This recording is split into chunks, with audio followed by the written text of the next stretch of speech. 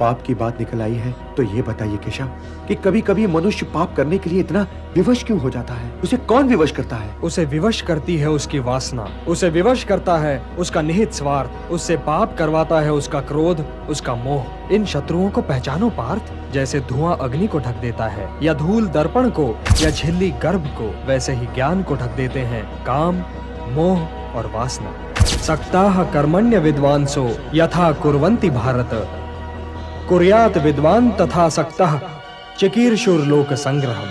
हे भारत, कर्म तो अज्ञानी भी करते हैं, परंतु केवल अपने निहित स्वार्थ की दृष्टि से। ज्ञानी का कर्म तो निस्वार्थ होता है, संसार के संतुलन को स्थिर बनाए रखने के लिए होता है, लोक कल्याण के लिए होता है।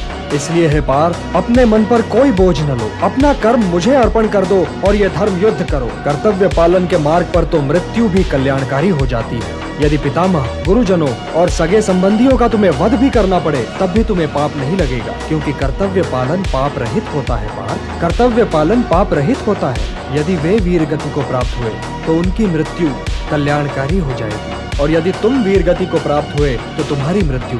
इसलिए हे पार्थ, युद्ध करो, क्योंकि धर्म का मार्ग पाप का मार्ग नहीं हो सकता।